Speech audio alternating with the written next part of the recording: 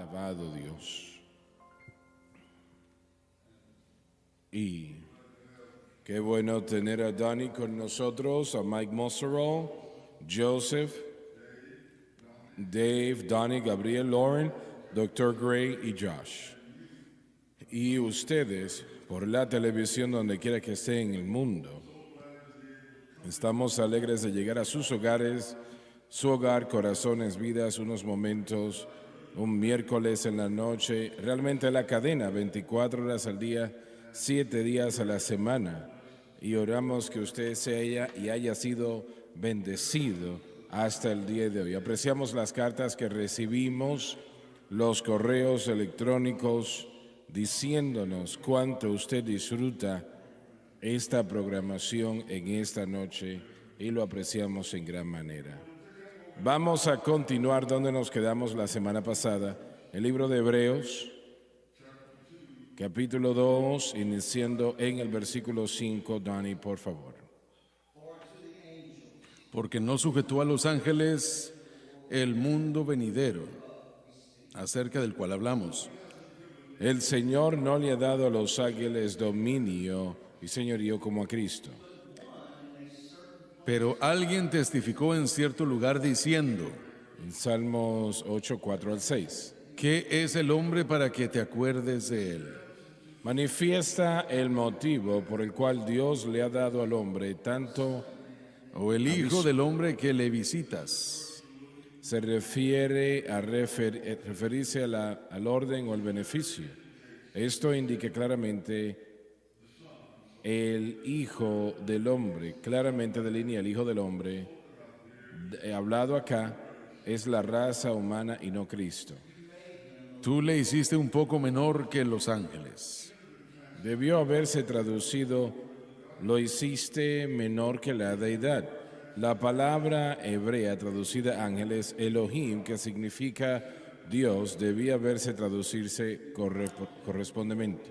Le coronaste de gloria y honra, Proclama eso que nunca fue dicho de los ángeles. y te pusiste sobre las obras de tus manos. Un poco de aquel dominio todavía se conserva a pesar de la caída. Sin embargo, como sería obvio, mucho se ha perdido. Pero desde luego todo ha sido recuperado en Cristo y será al final realizado en Cristo. Todas las cosas sujetaste debajo de sus pies. Se refiere de Adán antes de la caída, pero sobre todo se refiere a Cristo y lo que él hizo en la cruz a favor nuestro. Porque en cuanto Él Dios le sujetó todas las cosas, al hombre nada dejó que no sea sujeto a Él. otra vez se refiere al primer Adán, pero más que todo se refiere al último Adán, al Señor Jesucristo. Aunque todavía no vemos que todas las cosas le sean sujetas. Debido a la caída, ahora vemos cuál fue lo dirigido para el hombre, pero mediante Cristo será visto finalmente. Pero si vemos a aquel Jesús coronado de gloria y honra La encarnación por el padecimiento de muerte, inequivocadamente declara el hecho de que Jesús vino a este mundo para un propósito específico, para morir en una cruz. Lo que fue planeado aún antes de la fundación del mundo, primera de Pedro 1, 18, 20. que es hecho un poco menor que los ángeles, La misión fue lograda y ahora Cristo es exaltado. para que por gracia de Dios gustase la muerte por todos. Esto proclama el hecho de que Él necesitó la gracia de Dios para lograr esta tarea. Porque Él era un hombre, el hombre Cristo Jesús. Padre Celestial, ayúdanos en esta noche.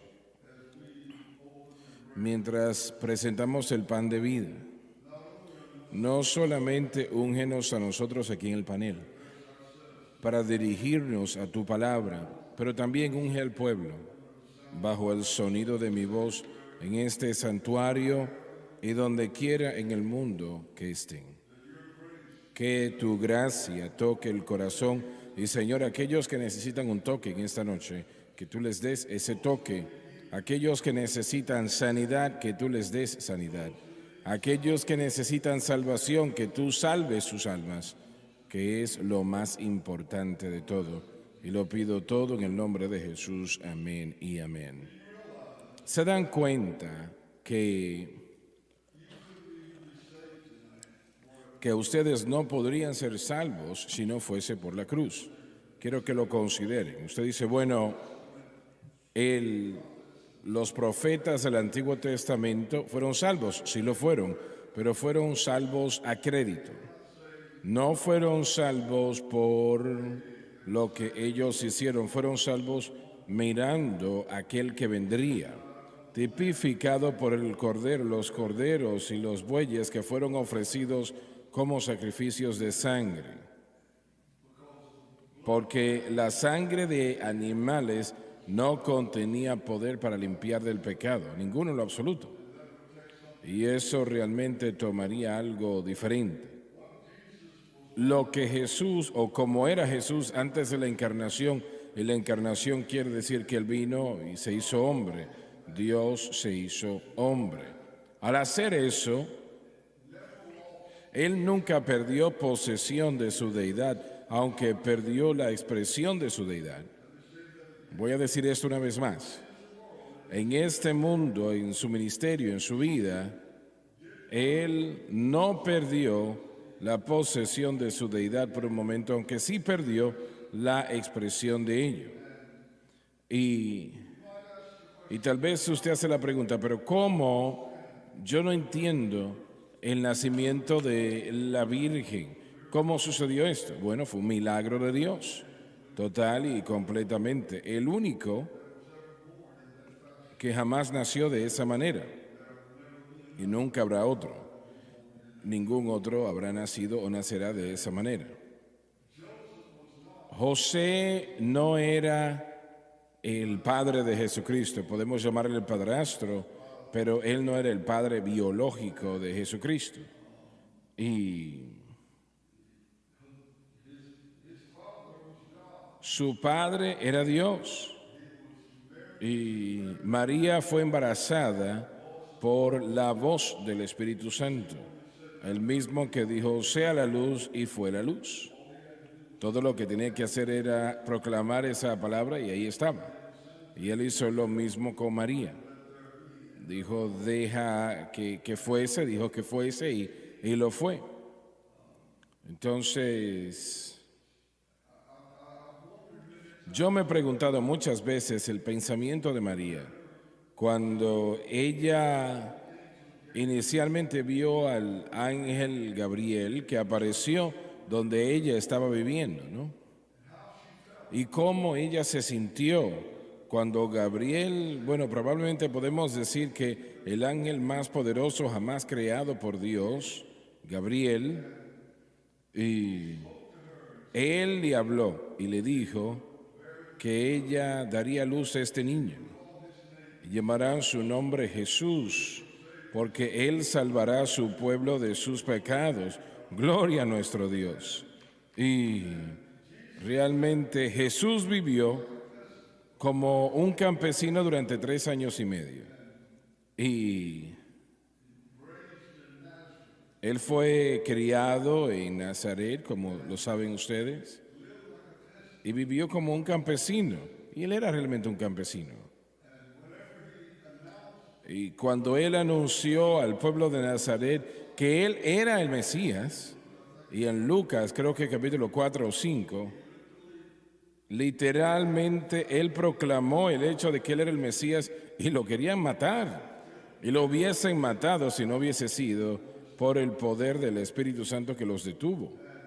Y realmente el primer milagro que Él logró o que Él hizo se llevó a cabo en Canaán de Galilea. Y su madre, y cuántos de sus hermanos no lo sé, pero su madre, ella estaba en aquella boda y se terminó el vino. Y sé que han habido, bueno, todo tipo de argumentos en esto, si era un un vino de alcohol, pero no lo fue. Bueno, el caso es que lo vamos a dejar allí hasta ahora. Pero el punto es que se terminó el vino en aquella boda. Y le dijeron a María, no sé por qué le dijeron esto a María, pero sí lo hicieron.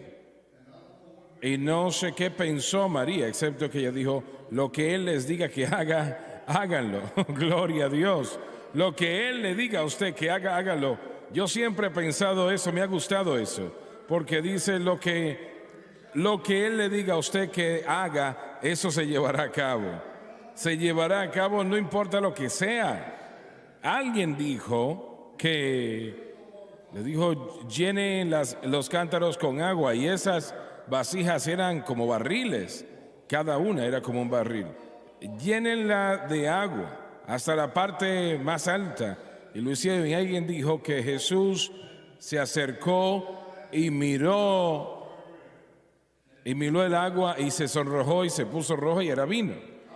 Bueno, me he preguntado tantas veces por qué Dios usó eso como el primer milagro. ¿Por qué Dios hizo eso? Porque era el Espíritu Santo quien guiaba a Cristo en todo esto para cambiar el agua en vino. ¿Por qué no sanar a un ciego? ¿Por qué no resucitar a alguien de entre los muertos? Sino que el Espíritu Santo, quien nunca comete errores, quien es Dios, hizo que Él hiciese su primer milagro transformando el agua en vino. Alabado Dios. Y yo creo que un día el Señor me dijo el por qué. Me dijo, yo quería mostrar a la audiencia y a audiencias alrededor del mundo. Yo quería que viesen que yo puedo cambiar cualquier cosa. Lo que tenga yo que cambiar, lo puedo cambiar. Lo que se tenga que cambiar, yo lo puedo cambiar. Y ese es el Cristo al que servimos. Ese es el poder del Espíritu Santo, gloria a Dios. Lo que Él le dice a usted que haga, hágalo. Eso fue lo que dijo María. Alabado Dios. Y Jesús, el Hijo del Dios viviente, y a los 12 años de edad, yo me he preguntado de esto tantas veces en Jerusalén, en el templo, cuando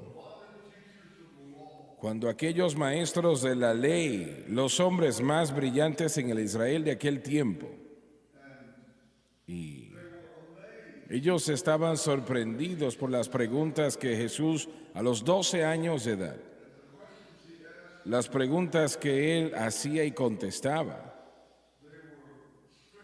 estaban sorprendidos. ¿Cómo era posible que este joven sabía tanto? Y yo me he preguntado, es extraño que ellos vivieron eso.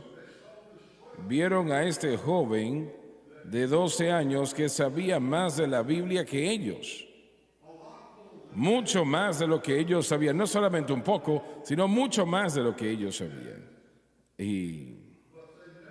Pero ellos nunca le preguntaron quién él era, o de dónde venía, de dónde vive. No entiendo eso. Alguien tan brillante, realmente un niño de 12 años, bueno, usted dice, bueno, tal vez es que no lo sabían. Es posible, pero yo lo dudo realmente. Ellos no preguntaron. Y ese es el problema con una gran parte del mundo hoy día, que Jesucristo es su respuesta, pero nunca preguntan. Nunca preguntan quién Él es. ¿Qué es Él? Él es el Hijo del Dios viviente. Alabado Dios. Un día nosotros lo veremos cuando suene la trompeta. Y Él va a volver. Él va a volver en nubes de gloria, alabado Dios. Y Él es el Salvador. Y tenía que ser de esta manera. Él tenía que venir. Tenía que venir y tomar sobre sí el cuerpo humano, como lo mencioné momentos atrás, la encarnación. Él tuvo que hacer eso para salvar al hombre. Y Él nunca pecó. Si hubiese pecado, tal vez solamente una vez, todo se termina. Él no puede salvar a nadie. Realmente toda la raza humana queda destruida. Y es que cuando Adán y Eva fueron creados por Dios y Dios realmente quiso que Adán y Eva trajesen hijos de Dios al mundo, en lugar de la semejanza de Adán, sino la semejanza de Dios. Eso es lo que Dios quería. Traer hijos e hijas de Dios al mundo. Pero no pudo ser eso cuando Adán pues cayó. Solamente podían traer niños al mundo a la imagen de Adán. Y eso quiere decir que el pecado reinaría en el corazón y la vida de cada persona que había nacido, cada uno. Entonces, para salvar a la humanidad, Dios tenía que venir a ser hombre. Y eso fue lo que Él hizo, venir a ser hombre. Y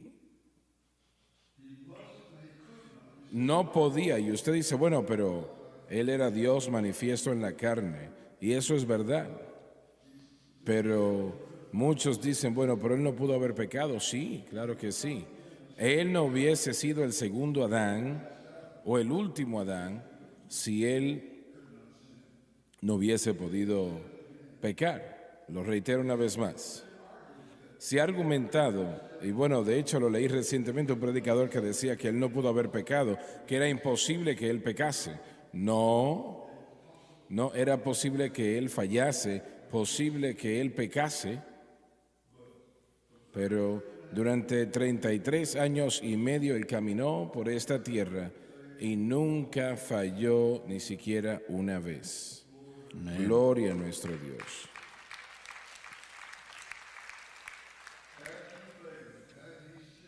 Si Él hubiese fallado, si hubiese pecado solamente un poco,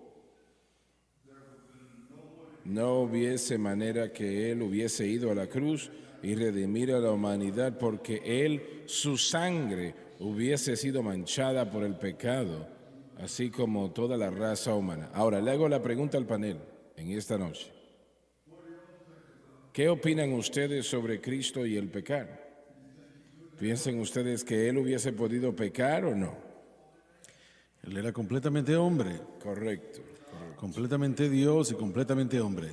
He escuchado esta discusión muchas veces, hermano Swagger, y me viene a la mente la idea que Él vivió una vida sin pecado. ¿Cómo lo hizo? ¿Lo hizo con su deidad o por el poder del Espíritu Santo? Poder del Espíritu Santo. Y tenemos acceso a ese mismo poder y unción el día de hoy. Así es. Y esa idea es amplia, que muchos piensan que Él pudo haber pecado. No estoy seguro. En doctrina bíblica yo enseño que siempre está el argumento de que no hubiera podido pecar, no hubiera podido, pero tenía que haber un reto legítimo. Se requería de una verdadera prueba y no hubiera sido una verdadera prueba si no podía pecar. Entonces, en su humanidad, porque tenemos la unión hipostática de Cristo que se mencionó anteriormente, donde en Colosenses Él se despojó de la expresión, no de la posesión de su deidad. Entonces, cuando Cristo estuvo en la tierra, Él era 100% hombre, pero al mismo tiempo también 100% Dios. Ese es el aspecto de deidad. Entonces, su amor por el Padre lo mantuvo, lo guardó de pecar, pero leemos que desde niño el Espíritu Santo lo cuidó y lo guardó para que ni siquiera de niño cometiera pecado. Joseph, ¿qué opinas de eso? Bueno, nos podemos ir a la primera prueba de Satanás en el desierto a Cristo. Siempre me encanta esto. Satanás se dirige a él y le dice, ¿cómo? En el griego es una condición cumplida, no es si es que eres Dios o si es que eres como tú eres el Hijo de Dios, puedes convertir estas piedras en pan. Satanás trató con él como Dios, pero Jesús le respondió como hombre. Él dijo, pero el hombre no vivirá de pan solamente. Él no estuvo aquí para salvar al mundo como Dios, estuvo aquí para salvarnos como el Hijo del Hombre. Y estaba pensando, dije yo, bueno, mientras estos versículos ciertamente están llenos de los salmos, el escritor de Hebreos cita los salmos, pero esto en particular está hablando de la bendición original que fue dada a Adán, y me llegó el pensamiento, si Jesús no hubiera restaurado toda y cada cosa perdida en la caída, no pudiéramos llamarlo salvación. Pero hoy podemos estar seguros, todo y cada cosa que perdió Adán en la caída, toda autoridad perdida por causa del pecado, cada cosa, cada elemento ahora está sobre sus hombros. Él ha restaurado todo que la caída quitó a la humanidad.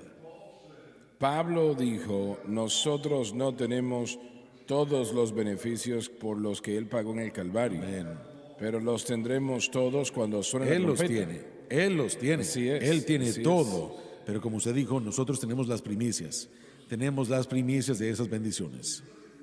Cuando vemos al hombre, esta no es la manera como Dios quiso. Dios nunca quiso que Adán y Eva pecasen, obviamente que no quería eso, o que muriesen, ¿no? La muerte era algo que no era algo que Dios quería, ¿no? Dios no creó a Adán y a Eva para que muriesen. Él los creó para vivir para siempre. Y usted dice, bueno, tenemos un problema acá. Claro que sí. Y le voy a decir cuál es el problema. Si Adán no hubiese pecado, tenemos muchos más que vienen detrás de él. Y Satanás, cuando Satanás llama a Adán a pecar,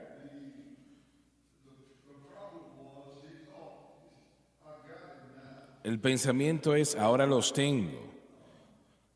Porque en Adán estaba todo ser humano que jamás nacería.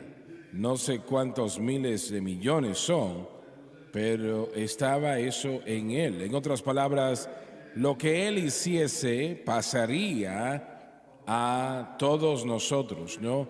Y es la razón por la cual Jesús tenía que nacer de la Virgen María por ese problema. Y Satanás pensaba, ahora lo tengo. No hay nada que él pueda hacer al respecto, porque en Adán están todo el fracaso, el pecado, porque él ha fallado. Yo he logrado engañarlo y ahora él falló. Entonces, para salvar al hombre, Dios tendría que encarnarse, el Señor Jesucristo. Lo que mencionamos al principio de la sección y esta noche. Por eso es que tenemos que nacer de nuevo. Usted no puede sobrevivir de otra manera, tiene que nacer de nuevo. Amén. Voy a decir esto a la cámara, usted tiene que nacer de nuevo. Y si usted nace de nuevo, gracias a Dios que su nombre está escrito en el libro de la vida y es una nueva criatura en Cristo Jesús. Alabado Dios. Y él tuvo que ir a la cruz y derramar su sangre para satisfacer la ley rota, lo cual él lo hizo, alabado Dios, para que podamos ser salvos. Y un día la trompeta va a sonar y nosotros vamos a ser cambiados. Josh, ¿qué opinas sobre Jesús pecando o no pecando? Bueno, algo que quiero mencionar es lo que usted mencionó de Jesús en el templo en Jerusalén a los 12 años de edad, y era la edad en la que un jovencito se convertía en un hijo de la ley, así que era una edad muy importante. Y ellos se maravillaron por su conocimiento y entendimiento, y cuando su familia llegó para buscarlo, porque ellos se habían ido y él no estaba en la caravana, era una caravana muy grande, así que es muy probable que hubiera sucedido, pero cuando preguntaron, le dijeron, ¿dónde has estado? Estamos preocupados, ¿por qué estás aquí aún? Él les dijo, ¿por qué me buscan? Ustedes saben que yo debo estar en los asuntos de mi Padre. Y esas realmente son las primeras palabras de Cristo, por lo menos en el libro de Lucas. Y creo que usted mencionó esto antes, que sus primeras palabras que vemos fueron, yo he venido a hacer los negocios de mi Padre. Y sus últimas palabras en la cruz fueron, consumado es. Él terminó los asuntos del Padre, que era ir a la cruz.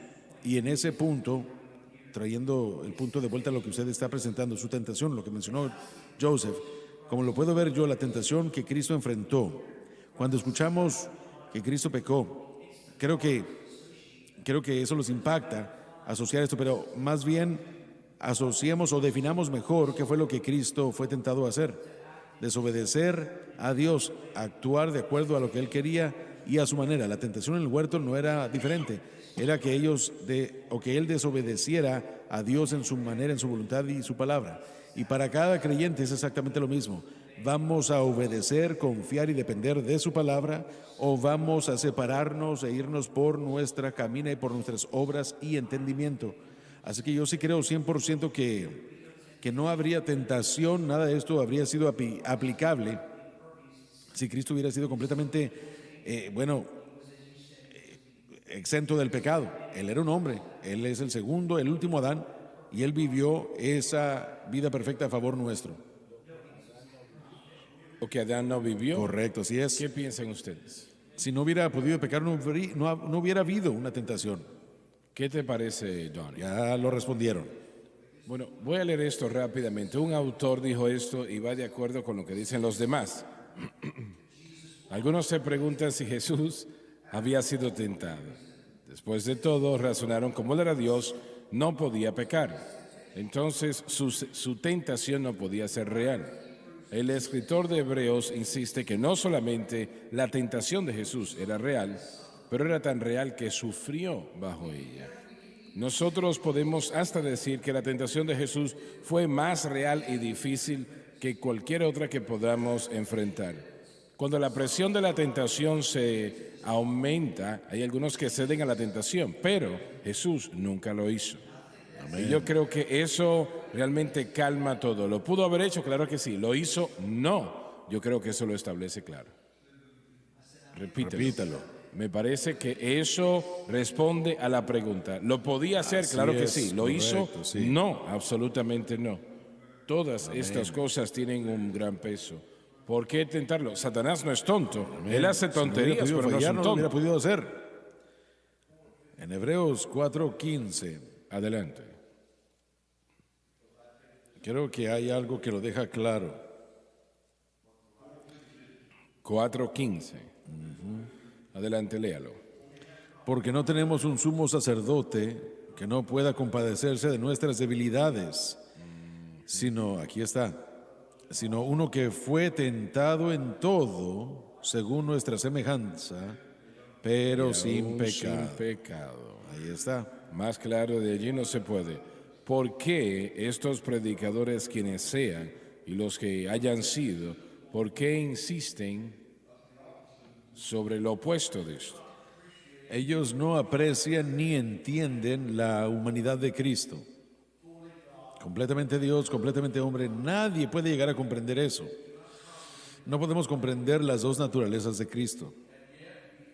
Y aún así Él tenía la capacidad de hacer un lío de su vida, de pecar, de maldecir, de hacer cualquier cosa que Él quisiera hacer, y la carne, pero aún así Él era Dios a través del poder del Espíritu Santo. Él dijo no. Y de acuerdo a mi entendimiento de la Escritura, nosotros tenemos eso en el Espíritu Santo, esa misma unción para guardarnos de pecar cuando somos tentados. Yo quiero que ustedes vean lo que pensamos al respecto. Estoy seguro que la mayoría de ustedes recuerdan, sé que usted, Dr. Gray, recuerda a James Brown, quien era un hermano muy especial. No el cantante, un hermano de la iglesia, un gran predicador, claro. Hay que aclarar eso porque no es el mismo James Brown que canta, ¿verdad? Sí. Cuando usted dice James Brown no es el cantante, mucha gente piensa que es el cantante, no el predicador, ¿verdad? Entonces, por favor, aclare eso. Aclaremos, por favor. Sí, por favor. Jimmy Brown. Todos nosotros los jóvenes sabemos. Yo no sé cuál es el tuyo, pero el nuestro lo conozco.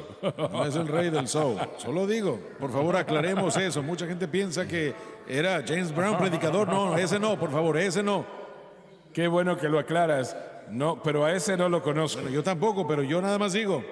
No había escuchado el nombre. Claro que sí. ¿Sí? Sí, creo que él envió a usted un retrato de sí mismo en cartón y cartulina. Oh, sí, lo recuerdo. Sí, me envió una fotografía del tamaño de una persona. Sí, un póster de tamaño real de sí mismo. Exacto. Entendamos que no estamos hablando del cantante que dice yo me siento bien, ¿verdad?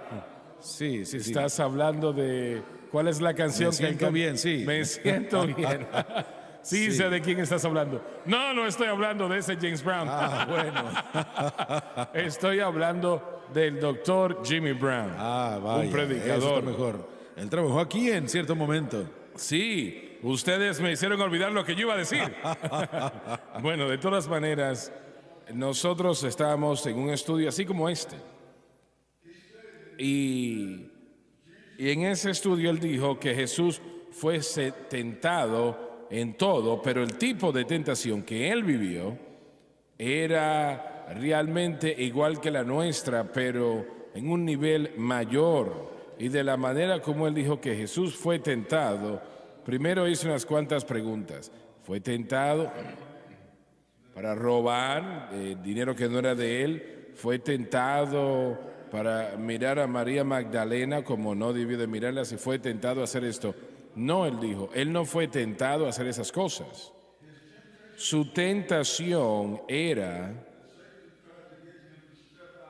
Satanás trató de que él saliera fuera de la voluntad de Dios. Así es. Que saliera fuera de esa voluntad. Y si usted piensa, todo pecado cae en esa categoría. ¿Es la voluntad de Dios o no? Si no lo es o si lo es, eso es lo importante. Y ahí es que está el pecado. Porque hay personas que piensan que Jesús fue tentado para robar, y Hollywood, de hecho, ha presentado esa idea diciendo que él tuvo una situación con María Magdalena y todas esas absurdeces. Piensa que Jesús sufrió ese tipo de tentación, son el tipo de tentación que el doctor Brown mencionó. Todo era para que no fuera al Calvario. Esa era la tentación. El pecado no era, o era no ir al Calvario. Sin embargo, lo hizo por nosotros. Ese es el tema principal. Él nunca salió de la voluntad de Dios ni siquiera una sola vez. Ni una sola vez. Pero él rogó en el huerto del Getsemaní. Creo que alguien mencionó, no mi voluntad, sino la tuya, Señor. Correcto, correcto. Quería mencionar que en la tentación dice que Satanás lo dejó durante un tiempo. Entonces no fue la única vez en la que él fue tentado. A lo largo de toda su vida, simplemente que no tenemos los relatos de todo eso, pero sí tenemos otra cuando Pedro le dijo a él, no tienes que ir al Calvario. Y esa era la misma tentación que de alguna forma puede ser salvador sin la cruz. Hay muchas iglesias hoy que quieren enseñar eso, que uno puede ser salvo sin la cruz. ¿Y cómo respondió ¿Realmente Cristo? hacen eso? Sí, dicen que podemos hacerlo sin Cristo, no lo necesitamos más. Hay algunos que dicen que el cristianismo progresivo dice que uno puede ser un hindú nacido de nuevo sin llegar a conocer a Jesucristo jamás. Y eso sabemos que es blasfemia. El término cristiano tiene a Cristo como el punto céntrico de todo. Y el día de hoy hay personas que están rodeando la cruz, así como Pedro estaba tratando de sugerirle una salvación sin sangre. Eso pudiera ser por obras y eso no sería correcto. Solamente podemos ser salvos confiando en la sangre derramada por Cristo. No es algo físico, es algo espiritual. Así es. Cuando Él derramó su sangre, no fue manchada por el pecado. Como todos nosotros fuimos manchados por el pecado, no fue manchada por el pecado ni siquiera un poco, ni siquiera una sola vez. Y permaneció de esa manera para siempre, y así será para siempre, alabado Dios. Pero la vida, y alguien pregunta, ¿pero por qué sangre? ¿Por qué sangre? Bueno, Dr. Gray, ¿usted tiene una respuesta para eso? Bueno, la sangre es la esencia de la vida. La vida de la carne está en la sangre. Así es. Yo tuve esa experiencia en Dallas. Tuve una hemorragia, perdí mucha sangre. Tenía una úlcera sangrienta o sangrada y estuve cerca de irme al cielo, perdí 3 pintas de sangre. Pero ¿sabe qué? Me enteré rápidamente de que debo tener cuidado con todo eso y hacer algo al respecto, acerca de una úlcera en el estómago. El Señor me ayudó, los doctores me ayudaron, pero la vida está en la sangre, es muy importante. Así es. ¿Tiene algo que anexar? Creo que ya se ha cubierto muy bien todo. Muy bien, muy bien. Josh. Estoy de acuerdo con el hermano Larson, sí, se ha cubierto muy bien el asunto. Ahora, un punto que sí quisiera añadir, regresando al texto de hoy. Cuando nos fijamos en la idea de dominio y autoridad y esta tierra, cuando Adán cayó en pecado, el dominio que él tenía sobre la tierra fue usurpada por Satanás. fue usurpado. Creo que fue Joseph que mencionó que todo lo que se perdió en la caída fue recobrado cuando Jesucristo fue a la cruz, y eso incluye finalmente la posición que el hombre tenía en cuanto a reinar y gobernar. Ahora, no se ha realizado en el futuro, en el reino milenial, sí, en el reino mesiánico, y de hecho estos versículos nos dirigen a eso. Así que cualquier judío que hubiera estado leyendo este texto hubiera visto esto y hubiera dicho, bueno, el autor está hablando del mesiánico, del reino mesiánico venidero, y eso establece por demás a Cristo como Mesías para el judío, para el gentil, al mundo entero, Mesías, Redentor y Salvador. Pero ahora mismo este mundo, el sistema de este mundo es, bueno, el príncipe de las potestades del aire. Creo que en Efesios capítulo 2 dice que es Satanás. Satanás es el Dios de este sistema mundano. Y esa es la explicación cuando los cristianos se fijan en el mundo y dicen, ¿por qué es que todo va por esta dirección? ¿Por qué la gente actúa así? ¿Por qué los gobiernos hacen aquello? Es porque este sistema de este mundo está bajo el dominio de Satanás, que fue ganado y usurpado en la caída. Fue donde la transición se llevó a cabo, pero gracias a Dios que un día próximo todo va a cambiar y va a regresar a un estado mucho mejor de lo que estaba antes. Así es. Pero cada hijo de Dios que está en este mundo y ha estado y lo está ahora y lo será, se le entregará el privilegio de vivir para siempre. Así es. Y realmente no habrá más muerte, no habrá más tristeza, dolor o enfermedad. Y gracias a Dios por eso. Yo recibo muchas páginas de personas en todo el mundo donde estamos en el bibliatón, el maratón, personas que su esposo o esposa, hijo o hija acaba de morir, acaba de fallecer, y el dolor, el sufrimiento de ello realmente es removido. Lo que Jesús hizo en la cruz derrotó la muerte. Gracias a Dios que derrotó la muerte. Puestos de pie, por favor. Was amazing